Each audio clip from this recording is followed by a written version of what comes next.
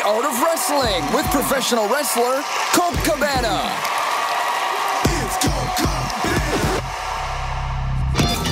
All right, how you guys doing? Here we are, sitting down, listening, earbuds in, stereo up. Who has a stereo these days? Quantrophonic stereo up or speaker on your iPhone on. You're about to listen to The Art of Wrestling, a professional wrestling podcast. It's a life podcast. It's a personal journal. It's an entryway into the minds, the souls, the hearts, and the lives of the people involved in the world of professional wrestling. I am your host. My name is Colt Cabana. I'm a journey taker. I'm a documentarian maker. Oh, I got a rhyme, don't I? I got a better hairline than The Undertaker. Just drop some flow on you for no reason. Most importantly, I am a professional wrestler, and I am sitting here live in the studio apartment in Chicago, Illinois. Before I go any further, this is a fan-supported and listener-supported podcast supported by people just like you. Give it to you free of charge every single Thursday on ColtCabana.com, iTunes, SoundCloud, wherever you get your podcasts from. A couple of great ways that you can support. Rate, review, and subscribe on iTunes. Tell a friend via social media, maybe a Twitter, a Facebook, maybe a Snapchat. I don't have a Snapchat. Maybe you do. Make a story about the day that you listen to this very podcast. Most importantly, if you got a couple of bucks in your pocket, head on over to ColtMerch.com, digitalcolt.com. I, Christmas Tree Colt, I, Smiley Face Colt. Some new keychains are coming in from Mexico that I will ship out. Some new shirts, some new swag, WrestleRoos, it's all there. ColtMerch.com, digitalcolt.com. I forget when I have my heroes on because it's happened before, and I've had a lot of guys on here, and I'm like, I can't believe that just happened.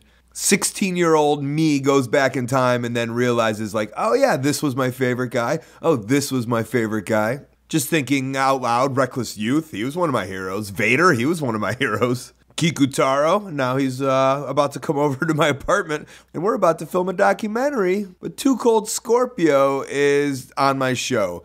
At the end, I tell him the nickname that I wanted. I don't think he was too impressed. I think he'll be impressed at how awkward it gets.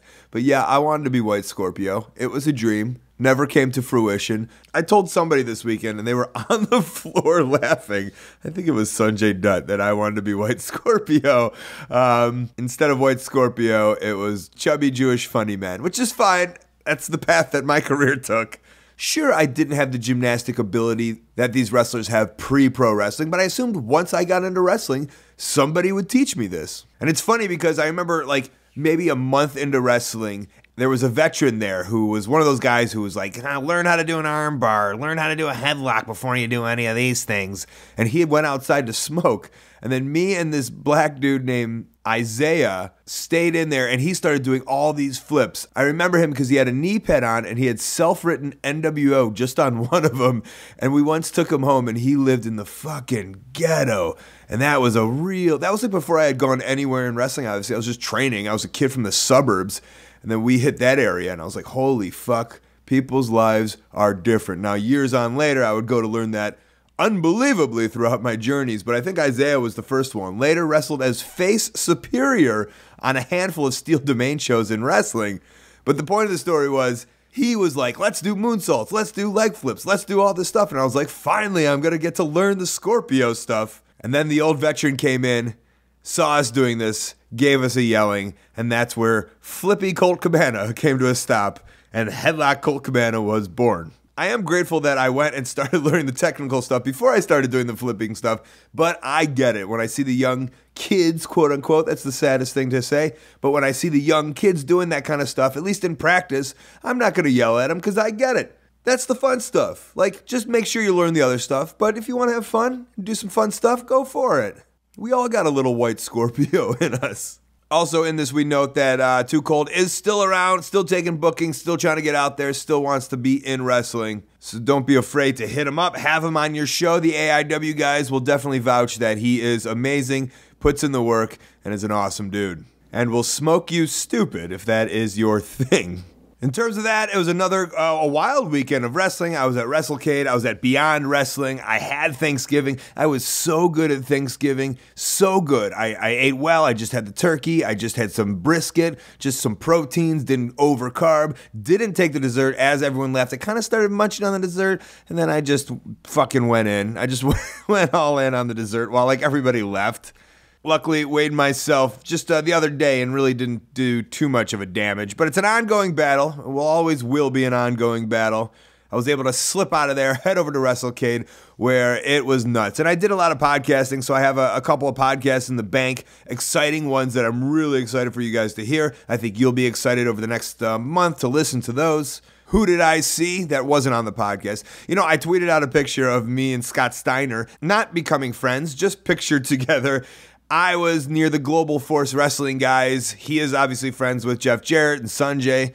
So he was back there talking, and then a picture that I tweeted out was me bag tagging Scott Steiner. I'm taking a picture with a fan, and I assume Sanjay's trying to get through to take a picture with another fan. So I am enjoying the idea that I'm blocking him. He can't get through. I assume Sanjay's kind of like, hey, move out of the way. He's kind of pushing me. So I nut him right in the fuck. I flick him right in the dick. Doesn't react at all. So I kind of start like pushing that area, if that makes sense. And then I realize that he's got a fanny pack on, and I think to myself, Sanjay doesn't have a fanny pack on, and I keep on hitting this guy in the dick, turn around, it's Scott Steiner, and I just start, I think before he could get super pissed off at me, I just start laughing so hard, and I'm just like, oh my god, I thought you were Sanjay, I'm so sorry, and he nodded, and he laughed, and he was okay with it. So essentially, I kind of gave Scott Steiner a hand job.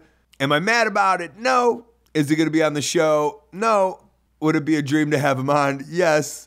People keep on telling me, it's just like, I don't have a relationship with the guy. I don't know the guy. Maybe one day we'll become friends. Maybe one day he'll come on the podcast. And that will be the greatest day, probably ever. But for now, we just have to appreciate that another one of the greats, Too Cold Scorpio, one of my heroes, man. You'll hear me in the talk about it. It doesn't come out crazy because I've been on so many shows with him over the years. I've worked with him so many times. But in the back of my head, I always think teenage Colt loves this guy. Just fucking loves him. And now we're hanging out. I mean, not doing his favorite pastime, doing my favorite pastime. Doing a podcast. And this podcast does have a song this week. You know it's going to be that Scoprio song. I got to replay that. But I do want you to know the song of the week is brought to you by Harry's. I got a package the other day in the mail. I came back from a tour of wrestling. I had no clue what it was. It's not even Hanukkah. It's not even Christmas. I opened it up and it's Harry's. They had sent me all their new stuff to try, and I have tried it. It's their holiday shaving set. I got Harry's shave cream. I got some razors. I got a handle. I got a sweet bag to carry it all in. Then you know what? I use it. Of course I do. The official razor of the Art of Wrestling podcast. That's not even official, but I'm making that official. Holiday shaving sets at different price points starting at $15. Because you listen, because you support, enter that promo code wrestling at harrys.com and get $5 off your first purchase. $10, great deal. Holidays are coming up. Harry's is also one of those companies that gives back, by the way. 1% of their sales and time goes back to the communities they serve. It's so easy. You don't have to unlock those glasses at the store. You just go online, you shop, and you save. Get it for a friend, for you. Perfect holiday gift. HARRYS.com. Free shipping for the holidays until December 10th. Act now. Use the promo code WRESTLING. Grab yourself that deal. Harry's makes every morning feel like a holiday. Just like I said, I know I've played the Scoprio song before, but I am playing again. Why am I playing it again? Because he's on the friggin' show, and we talk about it in there. Gotta remind you, here it is. Enjoy it. We'll be back with Too Cold Scorpio. Too cold.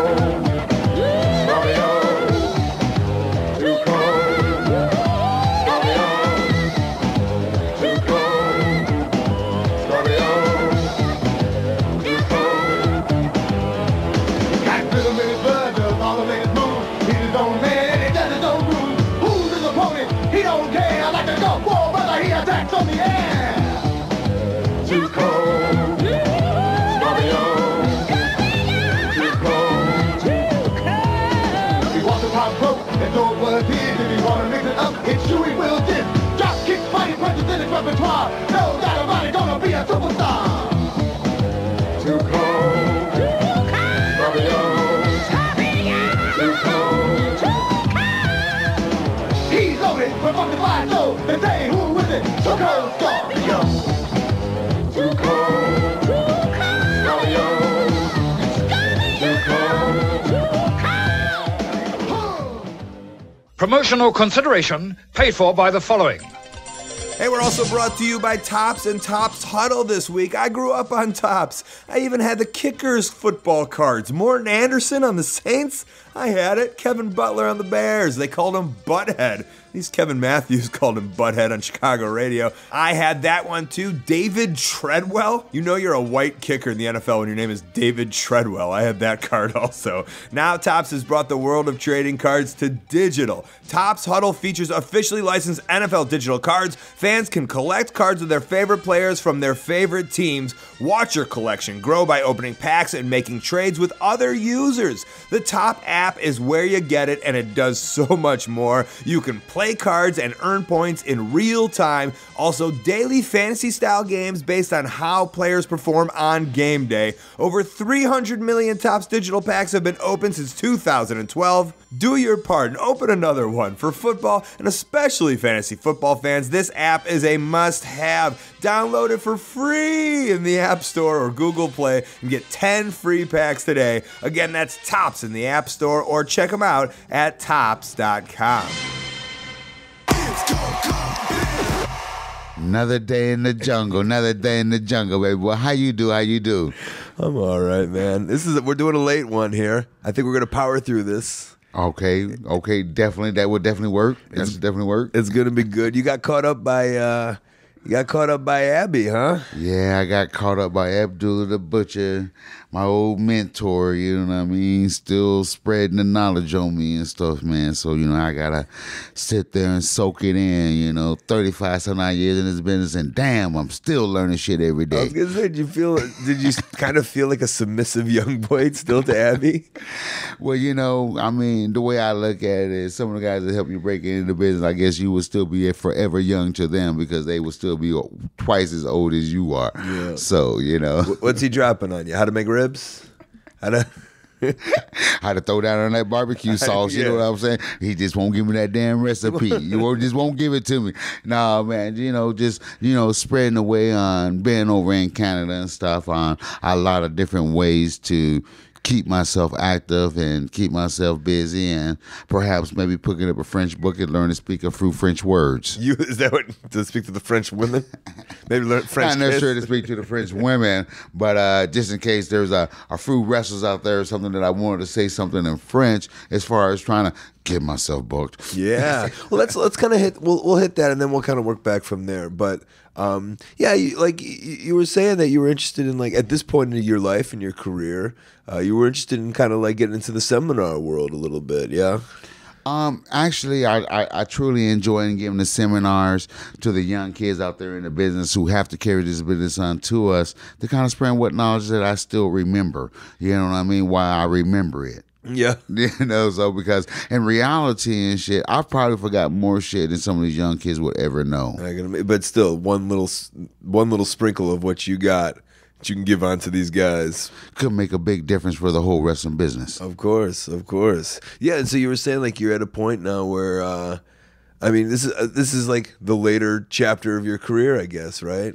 I've been in the business for a long time, and at some given point in time, before you're unable to walk or, have to be rolled out of here in a wheelchair in this business, sometimes, you just, have to give, either wrestling a rest and try to get back into the so-called real world, which means 9 to 5. And I ain't down with that program just yet. Yeah. But, it happens slowly but surely. You have to get used to it. Is that a scary thought, 9 to 5? It's scary as hell. Yeah, what was the last job you legit had? High school? No. Recently, man, like a couple years ago, year and a half, I had a real job. Did you? Yeah, I was doing security part-time. Right. Because part-time is all I can handle. Yeah. And I was part-time security guard at Universal Studios, man. So, I was enjoying it and having fun because, working there and stuff gave me an opportunity to get free tickets to take my son, which, at that time, my youngest and stuff, Jamal, together, man, he's like a thrill seeker. So, it was like great for us. Is that a little humbling for you, man, though? In all honesty, not really. No. Because I feel like, and for most wrestlers, if you're not out selling used cars, 9 times out of 10 is going to be either security in a club, or something like that. I feel that it's still somewhat in the wrestling way, because you go to a club, somebody gonna get out of line. I'm gonna have to put the chokehold on you, or I'm gonna have to hit you with the spinning eye, black eye heel kick and drag you out of the club. Sometimes shit like that just happens. So I mean, it's still kind of in our field, but that's about the only thing that I feel that I'm real comfortable doing as far as a 9-to-5 type situation. Even Universal, you're like, if this little kid gets out of hand, I'm going to choke slam your ass. I'm going to choke slam you. I ain't going to hit you with the 450, but I will choke slam you. And that concrete is hard. So listen, man, I'm grateful for you to come on. Man, you've been trying to get me to come on really for a while, and I've been bullshitting. I've been ducking and dodging. I've been smoking a pound of fucking weed and shit and tell you I can't do it because I'm too damn high. But you got me now, man. And like you say, man, from what I heard from everybody that's ever been on your show, man, it says it's a great pod show. It's something that I need to do. I think it was also something that I need to do for myself as well, because this is the first one ever that I've really done. I mean, right now at this given point in time, I wasn't really trying to do any type of real interviews or try to do any type of real podcast, because a lot of shit that I gotta say, sometimes a lot of stories that I tell, and some of these other different podcasts, not yours, but some of these other ones, they want to know all kind of shit and all kind of information. And if I give you everything out there now, they ain't shit for the damn book. Yeah, well, I believe that. So to give you kind of the scope of my show, it really isn't about the dirt. It's a lot of it is about like the journey and our struggles and like how we got, you know what I'm saying? Like, I know a lot of people want to know about the angles and whatever like that. A lot of times it ain't the angles, just like what you say, brother. And for us, I don't know about you, but for me, it was the road trips and being on the road with some of the best group of guys in my time, in my era, that I probably could have been on the road with, as well as having some of the vets take me under their wing and try to teach me the right way on how to fly underneath the radar and stay my ass out of trouble, which neither one of it worked. But anyways, they tried to teach me, What about how to fly, though? How to fly? Listen, Scorp, you, my favorite flyer, I dare I say, man. Where, like, I mean, where does that even come from? Like, are you taught crazy flying? You're one of the most innovative, high flying, fucking bizarro. Did you just like think of that shit and just get it done? A lot of people have, often asked the kind of question. I ain't gonna bullshit you, man. I ain't gonna tell you no lie. When I was younger, I did a little bit of gymnastics. Used to jump on a trampoline over at the center down in Glowville. Growing up. Where's Glowville? Glowville is down there, man, in Denver, man. Okay. Denver, Colorado, out that way. Young buck growing up, grew up out there in Lakewood, Colorado. But just the opportunity of spending time at some of the recreation centers, and as my grandmother used to always say, an idle mind is a busy mind. So it was always something for me to do to try to stay out of trouble. And for some reason, I've always kind of favored toward the gymnastics, the flipping, anything kind of sport related.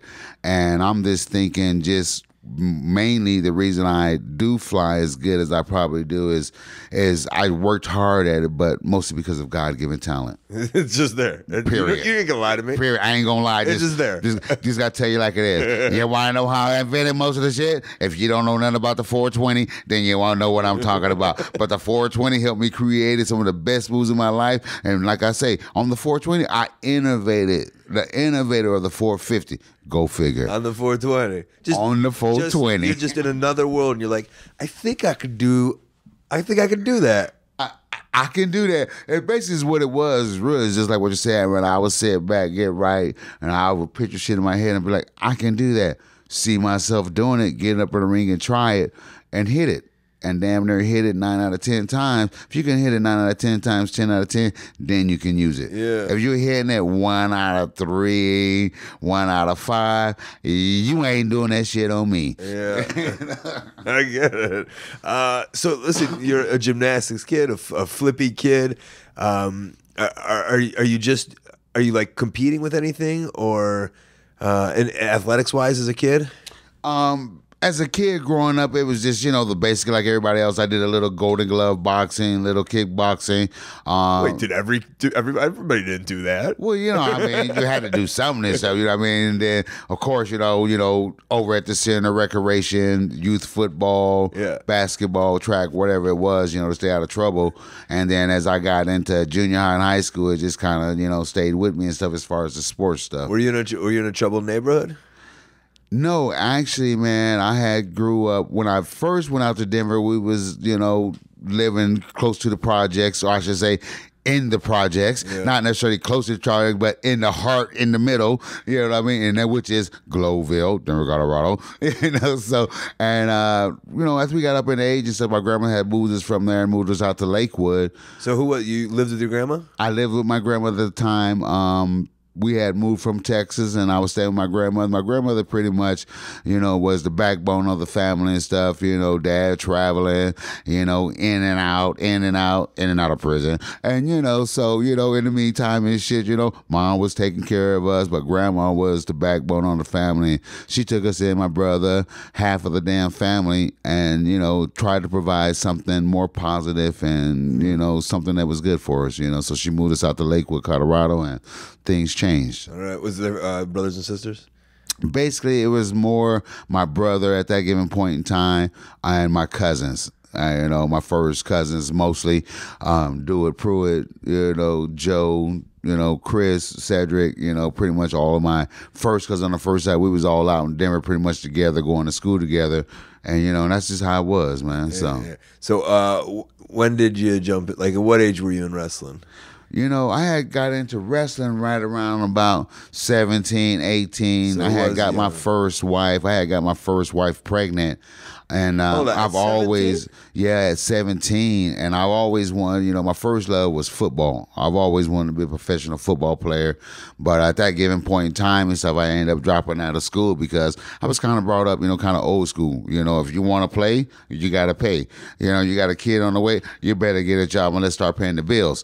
So I started doing that in the process, and dropped out of high school. Dropped out of high school. I said, well, I'll go out for free agent. We're talking 1984, 1983, 84. They had stopped the free agent. So it wasn't no just walk out on the football field because you was good, because you had a quick 40 time or whatever, and be able to make the team. Yeah. So when they stopped that, I was thinking. You were thinking in your mind NFL. I was thinking in my mind NFL. At 17 years old. At 17 years old, 18, I'm thinking free agent. Gotcha. You know what I mean? You out of school and shit, prime time. Why not? You know what I mean? Got a lot to learn. Ain't did no college ball, no nothing, but you just gonna go, just jump right on in. I was like, hell yeah, let's do it.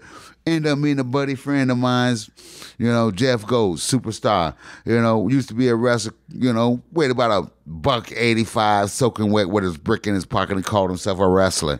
So one time I got high enough, drunk enough or what, was able to go down to practice, check him out in the backyard ring, bounced around having practice. I got up in there, started bouncing around, cut a fruit flips. Next thing you know, I was teaching myself. Yeah. So this guy just was like, hey, come on in. You're in there. You're just flipping around. The next thing you know, man, we both in the league. We both training and shit, man, working with this Mile High Wrestling Association with 5'10" wrestlers that don't know what the hell we was doing. Right. And kind of built up from there and stuff, as time went on. Did you start wrestling in the little back leagues? No, man. I started wrestling in an empty ass apartment. You know what I'm saying? While I was in there painting, repairing it, helped my buddy out. Basically, jack of all trades and a master of none. Laying carpet, painting walls, fixing houses, doing whatever you had to do to survive. And in our meantime and shit, man, watching TV, watching wrestling, we started just teaching myself my holds. I was one of the type of person I could see somebody do the hold on TV, watch it once, watch it twice. I could teach myself how to do the same shit. Yeah. Did you like so wrestling? So I taught myself. I did like wrestling as a kid. I grew up watching championship wrestling in AWA, coming out of Texas and then into Colorado. It was the AWA that came down through there at that time for us. Who was your guy? You know, man, I was always been a high flyer, man. It was super fly snooker, man. Right. Super fly snooker. Then it was jumping Jim Brunzell and Greg Gagne, the high flyers, you know what I'm saying? And basically high flying was drop kicks and crossbody off the top. Like later in your career, you have to be like, wait, the high flyers, Greg Gagne. Right. But back then that was considered high flying. Yeah. So it's amazing how you really passed up old Greg Gagne. Just a little bit. Just a little bit. I mean, so like I know you trained in the dojos in Japan. I think Vader took you there. I could be wrong. No. You're correct. Actually, working in Mile High, at the Mile High Wrestling Association in the apartments. Vader I had actually, the company had started getting a little bit better. A guy named Tom Reed had came in and bought the company from Spike and Terry, the guys who used to own the company. Put a little money into the company. He was one of the guys who had some money, was a backer, and started actually promoting shows, started doing shows. So we was actually starting to do little local wrestling shows around Colorado, Greeley, and stuff like that. And he was starting to get a nice little... We actually had ourselves a nice little group of wrestlers and followers that we used to be on the road with, and some of our regulars that we used to travel with all the time, which was like, some of the guys that was on top back in the day, kind of like now. If you on top now, when you get done being on top, you go back and you do the indies. Same thing back then, I had people like Colonel the Bear, South African. I always worked with Playboy Buddy Rose. So every time that they brought in a name was too scary to work with one of the local guys because they wasn't trying to get hurt. Mm-hmm. So me being one of the more experienced guys, I got a lot more experience by being able to work with a lot of the vets that they had brought in. Gotcha. Now, you had the kid. I know you said were you working a job too here? Yes. Yeah, because I know you said you had the kid. Right. Make money. Right. So this was the weekend job, setting up the ring, tearing down the ring. Be lucky if I make $25, $50 a night. We got me and my buddy Bill and Kathy. We all like there. So we built they had built their own ring in the yard. So we started practicing with our own ring. But we used to have to drive the ring up and down the damn road from town to town, from city to city. And then you had to get about 3 or 4 people together just to pitch in to get a room, you know what I mean? Just so you have enough to get a pizza, because all you made was damn $20 a night, but you were still putting your dues in. Right, of course. And what was the day job? Day job basically was, man, is working with a Chinese guy and then working with Jeff, man. I went from, repairing houses, painting houses, doing carpet, to all of a sudden doing carpet and, commercial and residential houses and things and stuff like that. Basically just a handyman, jack of all trades, master of none. Yeah. You're good at that stuff. Hey, made myself a profession out of it. I can't do that for anything, man. Is that just being...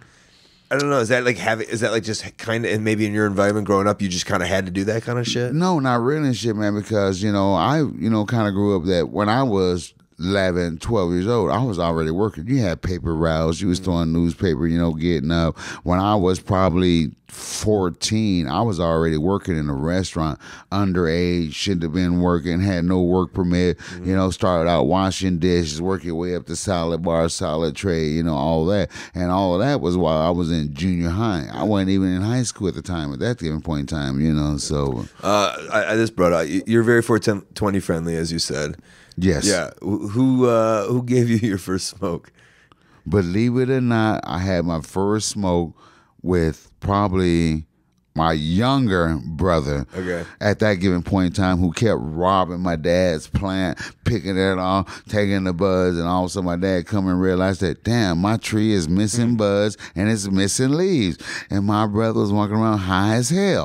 I couldn't figure out why. You know what I mean? But I had buddies that would smoke in school. You go to a lot of keggers and stuff like that. How old? Smoke in the park. Right now I'm looking at about 18. I was probably like 18, 19 before I smoked my first joint. Okay. Is that how it was done? They would just grow. Dads just grew their own.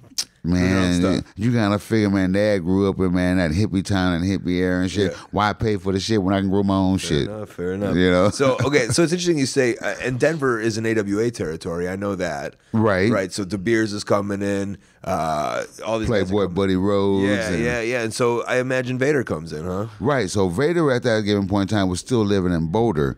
So he was working over in Europe. So he was actually working over in Europe, over there in Germany with a big Autovances group over there. And he was the champion at the point. And he had started going over to New Japan. So he was making a big name for himself. I want to say maybe Brad Ringings at that given point in time was one of the guys who got Vader over there or helped train Vader to get ready to go over to Japan. But he was over in Japan rocking over there, rocking in England. And he had came back with the belt, and he just happened to be on the show, actually to come in and work and against Jerry Blackwell. So him and Jerry Blackwell came and seen the match. He seen me work earlier in the day, and all of a sudden he's like, yo, man, I can use you in Japan. You pretty much the same style stuff that they do. I'm gonna get you over in Japan. You know what I mean? So basically, he seen me, spotted me, he liked me, took me under his wing, and I've been riding on his coattail pretty much ever since. Were you in awe, just like the idea that this guy took to you? Or I wasn't so much into awe at that given point in time, not really realizing or really knowing what I really was. What he was really giving me and the places that he was really taking me. That's a lot. I mean, right. Yeah. And, so he talked about it for a year. So finally he taped had a guy tape the show, come down. He took it over to Japan. And in the meantime, he had given me some of the junior tapes. Juice and Thunder Lager and, Eddie and Chris and these guys was all over in Japan working, Fit Finley and, 123 Kid working for another company and stuff like that. So guys like that was already over in Japan rocking and rolling, been there for years doing what they do. I'm new, fresh, just coming in, don't have a fucking clue, thinking that I know what I'm doing. Only working in Denver, right? Only working in Denver. Yeah. So he gets this guy to tape it, the guy takes it, he takes it over there and stuff, man. They like it, he comes back. I'm gonna say maybe 6 months later, I'm thinking, 1 year or 2 years later, he ain't got back to me. I guess shit ain't gonna happen. He calls me up one day out of the blue and says, hey man, how would you feel about, going over to Japan, live over there for a year, live in the dojo, they'll pay you.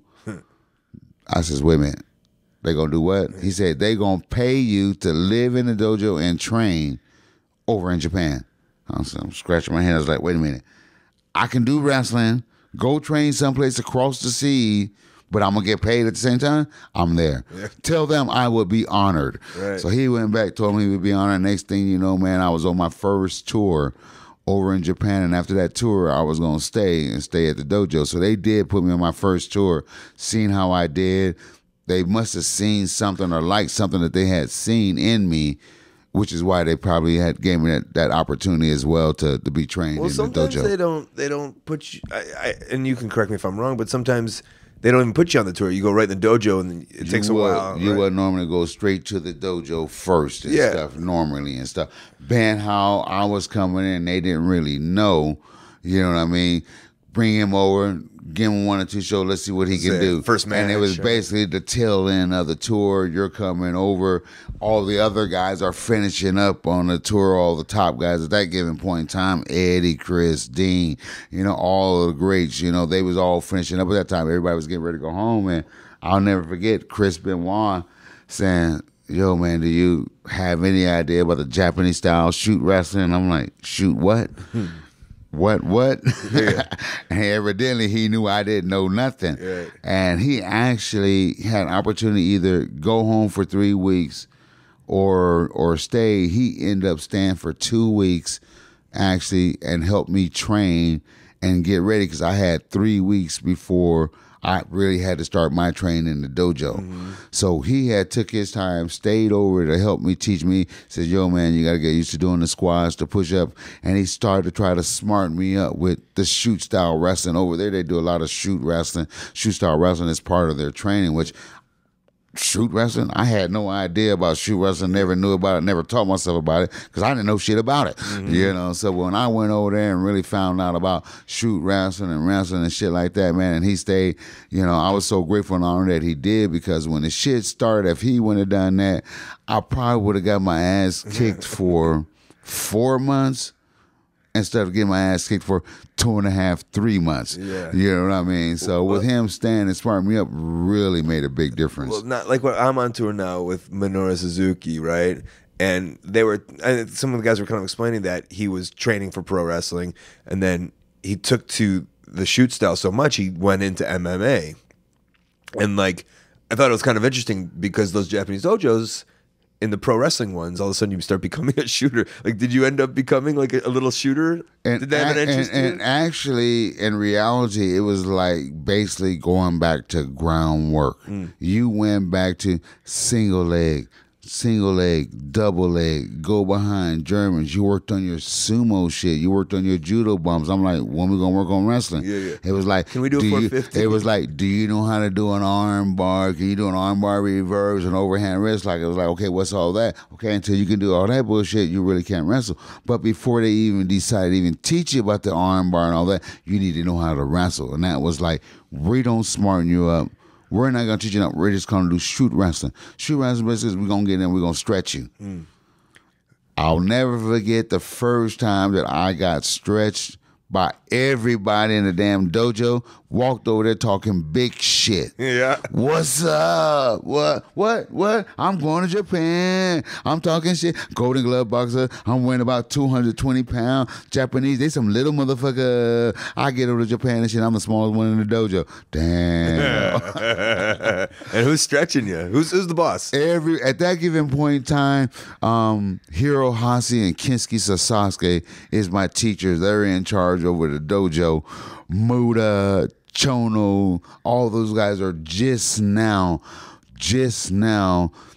came back from overseas, and they're starting to get that big push for the company, and they're getting ready to make that big name for themselves. So they was coming into the dojo plenty of times, stretching me along the way and everything else. I must have got stretched by Nishimura, which at that given point in time was the most skinniest guy in the dojo. But no matter what I did, I could not hook him. And for the longest, every single person hooked me. So I remember the first time we go in the ring, we're shooting wrestling. These guys, they grabbed me. He got me hooked. I'm screaming like a bitch. Stop. I give up. I'm just screaming left and right. And all of a sudden, everybody around the ring, they laughing. Everybody laughing. I'm getting more mad. I'm getting more pissed off. What the fuck? Why they all laughing shit? I'm thinking street fight. You know what I'm saying? They be like, no. I'm like, what? Why? They said, you got to tap. I'm like, tap what? They be like, you got to tap. I don't understand. I don't have a clue. I'm getting stretched. My arm is touching places it ain't never touched, and all of a sudden I reach down and I tap the mat. I look over and I see the guy saying, tap the mat. Yeah, he's telling me tap the mat. I finally tap the mat. The guy finally lets me go, and I'm like, that's it? Yeah. You just gotta fucking tap me and let you go? I'm fucking here screaming my fucking head off. I'm ready. I'm mad. I'm pissed. I got tears in my eyes. I'm about ready to jump up and whoop somebody's ass. Tap the mat. Man, now I'm fat. Now I'm mad as hell. That's all right. I'm from the streets, my brother. I can know how to hold my own. But fighting and wrestling and shooting was two different things. I mean, they must have semis. All I can do for the 2 months I was there was eat, sleep, train, eat, sleep, train. I could barely make my way up the steps, back down the steps for practice the next day. It must have took me 3 months before I was able even to leave the dojo and be able to walk down the street or over to the convenience store, which was a half a block behind us, without my legs hurting. Were you the only gaijin training there? At that given point in time when I had came in, foreigner. Chris Benoit had just finished not too long ago. Pat Tanaka had just finished right before I go. So there was like, usually they would bring in 1 or 2 gaijins at a time. I want to say also at that given point in time, Max Payne had But just like, were they getting stretched done. like you were? Basically, at the given point in time when I was in it, I was the only American. When I went, I was the only American in the dojo from America that was invited into the dojo at the time. So no, I was the only one. But a lot of guys was getting stretched, but they was getting stretched by guys that had been doing it for a while. They knew what they was doing. I just didn't have a clue. Gotcha. You know what I mean? Yeah. But I learned real quick. Yeah. You know what I mean? I'll never forget Nicholson, Black Cat. May he rest in peace, man. He was a Mexican wrestler from Mexico. And he had moved to Japan, married a Japanese girl, and he worked for New Japan, and he was like the cut doctor. He was the doctor. If you was hurt, you went and seen him. If you had pain, you went and seen him. If you needed to know somebody in town, you went to see him. He was one of them guys that knew everybody in town that could actually take care of you. Yeah. And he actually told me that in Japan, respect is earned, not given. If you want these kids to respect you, you're going to have to start hurting them. So I started spending extra time, extra night in the dojo at night. When everybody else was done, I would go back into the dojo and I would practice and I would work on my stuff, so that I learned earlier that day or the day before, just working on different escape, different holes, how to protect myself. And man, after that, man, I started hurting a few people, cracked a few necks. Next thing you know, man, I started getting my respect and getting better at the same time. Shit, the rest is history. Yeah, and you know what's so not interesting, but the fact that there's so many people that look up to you for your flying, and this must be a lesson you have to tell, and hopefully people listening to this that want to fly like you, is learning the groundwork first. Like literally, one of the best high flyers of all time. You learned from day right at the dojo from day one. The groundwork. How bouncing on a trampoline, the flips and things like that came quite natural. But how do you take that and put it into a spot? How do you take that and put it into something where it makes sense? You know what I mean? So it took me a lot of time of going to Mexico, trained in Japan. Right after Japan dojo, I went to Mexico. I stayed in Mexico for 6 months. After Mexico, I went straight to Germany, because over in Japan, if you break in New Japan dojo, if you're a young boy in Japan, once you got out of the dojo, you never, ever started on their tour. You always went to the next company, which was CML in Mexico or AAA. You went there and you worked for 6 months or a year down there working Mexican style. So now you don't work Japanese, now you're working Mexican. Then they would send you over to Germany. You would do the 6 months over in Germany. Now, once you went to Germany, they would bring you back, and now all Japanese guys, they will get that big push. Juice and Thunder Lager, Muda, some of all the greats that's over there right now, Mizawa, all the greats, they had to go through that, and all of them. And I had to go through the same thing as well. So meaning like you were their guy. Were you contracted? Like were you...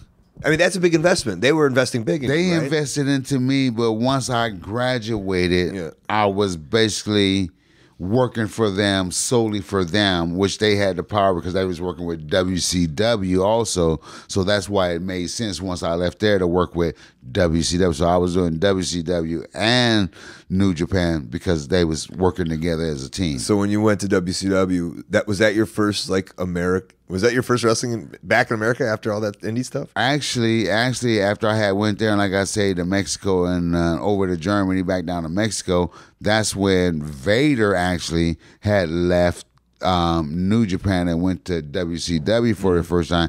After he was down there for about a year or so, that's when he brought me back in there. So from me riding on Vader's coattail to Japan, riding on his coattail back to WCW, and then from there he went to WWF, and then in that meantime I went to ECW. Yeah. And then when I went to ECW, now I really learned how to do a promo, and I really learned how to really, if you're going to do something, do it as a shooter, don't do it at all, fucking, because that's what got over. Yeah. Sometimes, feelings hurt, the truth hurts, but sometimes it's still the best. Yeah. You know what I mean? This way I ain't got to worry about the lie or the bullshit that I told you the next day, because I smoke way entirely too much to remember what lie or bullshit I done told you. Yeah. So if the truth hurt, I'm sorry. Yeah, fair enough. We can't skip over WCW and the music video, right? Like that's fucking legendary. Do you let not? It definitely is legendary. Fuck yeah, man. Who's the director and producer of that thing? The director and the producer, man, I would have to say, man, is director, producer. I'm gonna have to say director probably would have had to do something with probably WCW at that given point in time. Them just pushing me, but my hat really goes off to Michael P.S. Hayes. Okay, Michael P.S. Hayes is one of them guys. He liked me, maybe like everybody else. Seen money. Knew that, okay, this guy can sell, he can put some money in some seats or whatever it might be.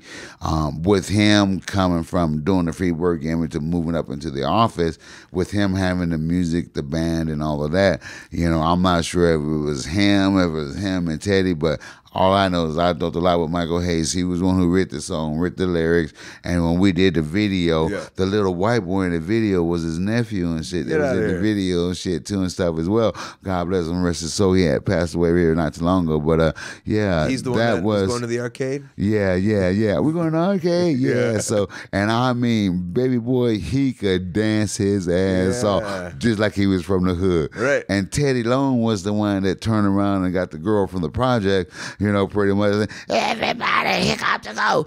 I don't know where he found her, but he found her. Yeah. You know what I mean? So with them collaborating, putting it all together, man, they made a hell of a video out of me, man, that made me look good as hell. And, that was your first taste of like American entertainment, almost. The very first taste. So were you just like, I'll do whatever? No, basically it was like I'm not gonna do whatever, but I kind of have somewhat of a sense, but not really a whole lot about the business aspect. At the same given point in time, that was at the point where they was trying to push me and realizing, okay, Harry, there's something else to help you get over. So for me, it definitely was a plus.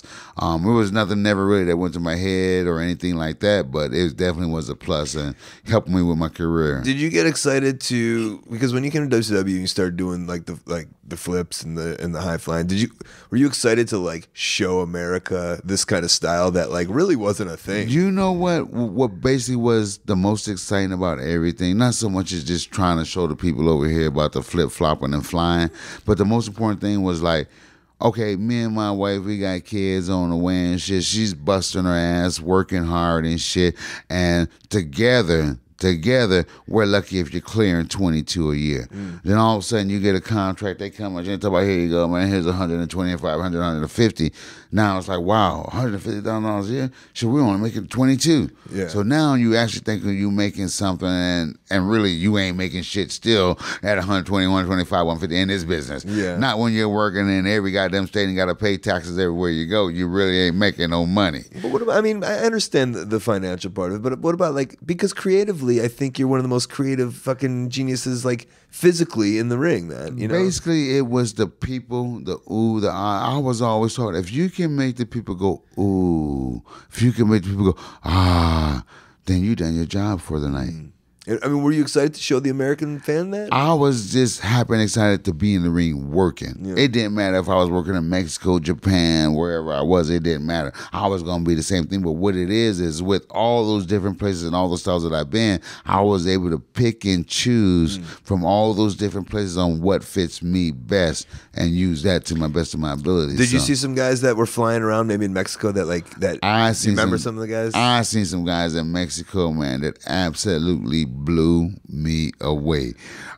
Perfect example, Los Brazos, Porky. We're talking about guys 5'1", maybe 5'2". Yeah. You're looking at 250, 300 pounds.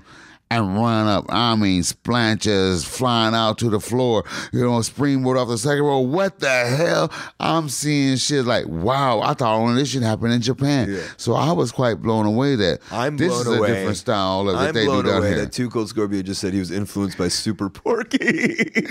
Brother, I'm trying to tell you right now, I don't give a damn. You can be $125, you may be able to do the 450 plus. Yeah. But if you do that shit at 300 pounds, that's impressive. Yeah, man. You know what I mean? So to see somebody like that, and I mean, these guys was fucking. I'm like, wait a minute. I just seen these motherfuckers in the back room 20 minutes ago drinking a fucking bottle of fucking tequila, worked the night before, limping in the fucking locker room trying to get to the tape so they could tape themselves up and tell them the story. Amigo, here, have a drink. Take away the pain. What the fuck? Talking about, oh, you work tonight? You hurt? Yes, I'm hurt. Are you working? I'm working. If you no work, you no get paid, you no eat. Yeah. You know what I mean? So bumping and working in Mexico definitely was a difference, but to be blown away with some of the talent that they had down there and how some of the guys was over because of a mask. You can work on trying to take a guy's mask off and the crowd will go absolutely crazy or absolutely hate you because you're trying to demask one of their superstars. Mil Mascaras, those Carters. They never really did a whole lot, but what they did, the fans ate it up. Shit like that just kind of blew me away. And then to take that from a little bit from there and take that a little bit from there and put it with mine to be able to make Too Cold lifetime choice, man, to be able to have a chance to do that, man. And did you feel like you really put all of that did you finally take all of that shit? And do you think like ECW was the place where you really like put that? I believe ECW was the place that I've got to shine the most, give them the most, because it was more hardcore. Give us wrestling. We want wrestling. If you do that hardcore Japanese style, we want to see it too. So I'm thinking in ECW, it really did give you the opportunity to showcase either as knowing how to give a mic, an interview, or whatever it was.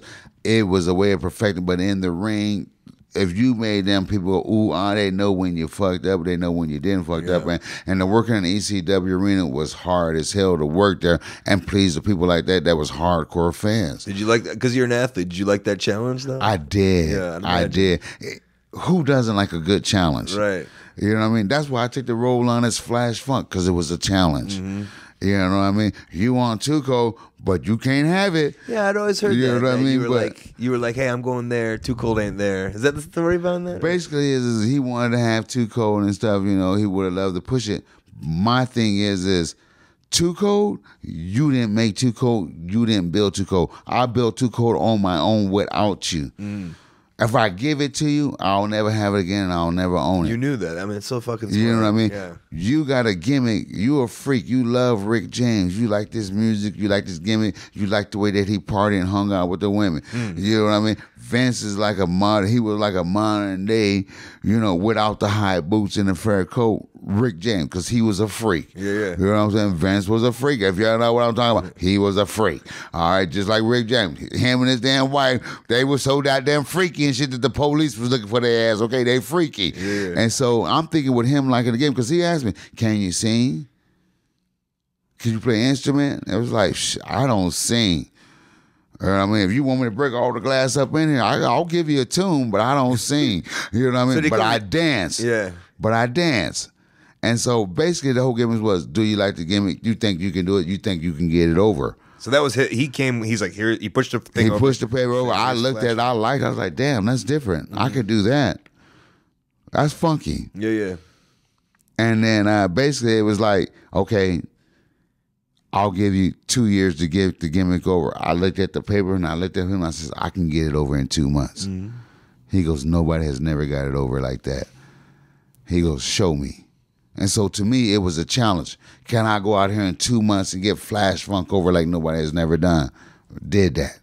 So to me, that was like a big challenge to take a character that I've never done and make it somebody with Too Cold still in that body and still being able to get funky with the Too Cold moves. You know, there's so many people that like that see Vince McMahon are scared by Vince McMahon, and I don't know, but I look at you and I see you as a guy who wasn't scared by him or could have given a fuck about him. I don't know. Does that make sense? Like, there's so many people who would go into that original meeting and be like nervous and just want to please them. You seem a guy who's just super confident.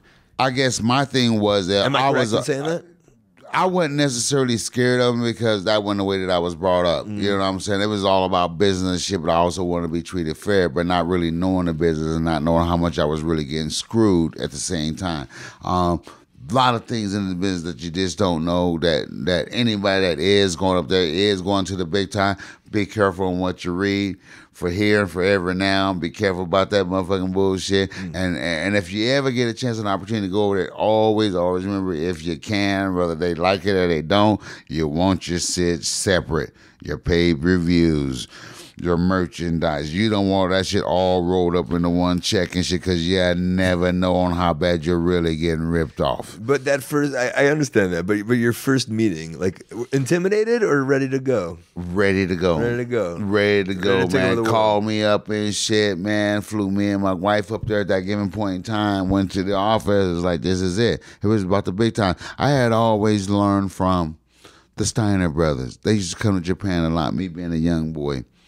Ron Simmons, all those guys, they used to always come around. I never forget them always saying, WWF is not for everybody. But I truly believe everybody once in their lifetime have to experience the different business side of the business, because the WWF has always been more business-sided than it was in WCW, ECW, or even over Japan. You know what I mean? So, I mean, that to me was like, they told me I have to do this So to me, it was one of those things that I have to go to WWE. It's a challenge. Let's go. Let me go see what they're talking about. Yeah. And they was not bullshitting. And you saw. And they was not bullshitting. Right. They know how to take the wrestling, the fun right out of wrestling, okay? I mean, the shit that we love to do, you go to WWF, you will hate that you love to do that. The shit that we love to do, wrestle. Yeah. But you got to give it a shot, yeah? If You it's there. still got to give it a shot because you never know. You never know. Cool. This has been wonderful having you on. Cool, man. You are the man. I'm sorry I've been prolonged No. and bullshit, man, but I'm finally glad I had a chance to sit down and come on your show, man. And I definitely got to get back on here and just chit-chat and holler and see what's up, man. I'm down here, man, and damn Winston-Salem down here. This guy down with the damn WrestleCade. I'm over here hanging out with this goddamn one-horn lager and shit. I mean, man, the shit out here is being off the damn chain, and getting this interview done with you, man. I'm finally glad that I finally was able to accomplish something that you've been asking me to do for well over a damn year. Yeah, and I think we're supposed to. There was I think there was a Chikara show with Mike Quackenbush that I was hoping to get on it, whatever. But so I mean, you're still. Am I allowed to say you're heading back to Colorado? Probably. I am going to be heading back to Colorado. Yes, I'm headed back to Montreal for a little while. I'm going to be heading in Orlando to see my son and kid down there. And I'm trying to get resituated and relocated and move back out to Denver. And Denver is going to start being my home again. Right. And then you want to be in the scene. I still want to be in the scene. Yeah, people. If you're interested, man, if you want to pick the brain of Too Cold Scorpio, you want to throw together a seminar, you want to do anything, hit me up on Facebook. I'm there. What are you under on Facebook? I'm under Charles Skaggs at Too Cold Scorpio. Yeah. Are you on Twitter or anything? I am not on Twitter. I'm still slow and behind the times and just starting to learn how to figure out how to work this Facebook bullshit. You're not an internet guy, huh? No, man. I had, I was one of those type of persons that I had my ex-wife and stuff. She would always take care of my Facebook and, taking care of the Twitter and all that bullshit. So I didn't ever have to worry about it. But I also was getting about half my fucking messages. Right. You know what I mean? Business, right, you know what I mean? And then I'll get, some girls on there that might have been a fan, and all of a sudden they get in the third degree. Where you know him from? Where did you fucking? Yeah. Did we do anything? Huh? Because I might have been a little fucked up and don't remember. I was like, you bet you know that ain't me because I don't talk like that. And I damn sure don't spell like that. Woody woo. So. I think Woody woo is correct, yes. Yes. Well, thanks for coming on. Thanks for, and I want to leave this, I want to make sure I put this in. I wanted to get to be as good as you at a flying, and I wanted my nickname to be White Scorpio.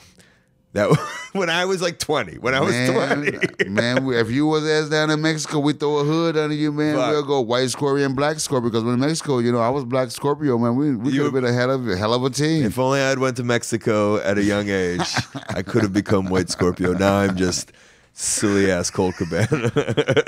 But you still cool as hell, my brother. I'll take it. Thanks for coming on, Scorp. Thanks for having me, man. Hey, folks, get with it. Check it out. This shit is on like neck bones. What a pleasure to have him on. Too Cold Scorpio. That's right. Too Cold to White Scorpio. Tagging in Mexico. A dream. One day, a dream. I did get to wrestle him in Pittsburgh for IWC, and that was a dream come true. I don't know if the match necessarily was a dream itself, but just the idea to be in there with him. That's one of those great wrestling full circle moments. I love it. I love having him on the show. I love doing it. I appreciate it. We're done. Before we get out of here, let's get into some plugs and upcoming events.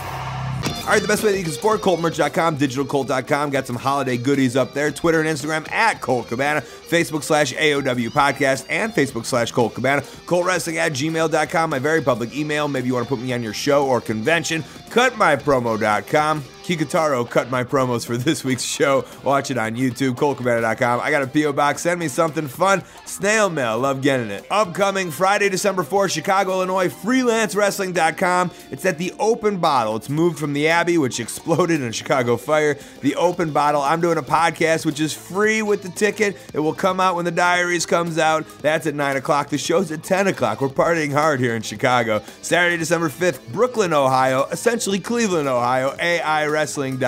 I'm wrestling Kikutaro that night. Sunday, December 6th, Alton, Illinois, right outside St. Louis, pwcswrestling.com. And Saturday, December 12th, I'm in a weird part of Brooklyn, New York, fightingspiritwrestling.com. Come see me, Sabu, and Sabu's Genie. December 19th through the 23rd, Tokyo, Japan, noah.co.jp. Huge show out there in Tokyo to finish out the year in Noah. Excited for that. I come back Saturday, December 26th, Marinette Park, Illinois, aawrestling.com. Friday and Saturday, January 8th and 9th, Minneapolis and Cedar Rapids, respectively, Facebook/First Wrestling. And Saturday, January 16th, London, England. I'll be back for RevolutionProWrestling.com. Come say hi to me if you're over in the UK. That is the show for this week. A big thank you to you at home. I super appreciate it. Also, One Horn Liger, who stuck with me and helped me get Scoprio. For those $5 wrestling fans, you'll know how bizarre that is when I say that One Horn Liger was Scopio's agent for this night when we got him in the room and we podcasted with him. Thanks to Too Cold Scorpio, by the way. One of my heroes. It's the cable guy Jeff and Stu Stone, Kid Russell, and Matt Jenkins on the music, Dane Miller for that tech, highspots.com, hundreds of full-length titles available to download, plus all the $5 wrestling titles, AMA, knee pads, gears, mask, and they're hooking up WrestleCon this year. Come see me in Dallas. OneHourTees.com, they help run ProWrestlingTees.com, which exploded over the holiday sales season. If you bought a shirt from there, thank you so much. They are working diligently to get those out to you before the holidays. I don't even got to tell you to support. You're already supporting. And tweakedaudio.com/Colt, the earbuds that I use, get over 30% off free shipping just because you listen to the show. As I put this out, Kikutaro is about to come over. I'm grabbing Grado tomorrow. We're all going to be in a car. We're all going to be traveling. We're all going to be wrestling on the road and doing a diary about it. I'm excited. Who knows where this one's going to go? But I do know that I gotta leave. I gotta set this up. I'm a producer on it. That's exciting. It's not really exciting. I'm just making the thing. You could just call yourself whatever. I could call myself whatever. If I want to be a key grip, I'll be a key grip. If I want to be a best boy, I'll be a best boy. You know what? I'm a best boy in life. This has been The Art of Wrestling. I am your best boy. For Colt Cabana, I'm Colt Cabana. Thanks. Ain't you kids supposed to be in school? Nah, man, we going to the game room. What do you mean to the arcade? You guys need to be in school trying to get an education. Tell you what, I'll take you guys to school. Are we going to ride in limousine? Nuh-uh. We're going to walk? Let me tell you what we're going to do. We're going to step.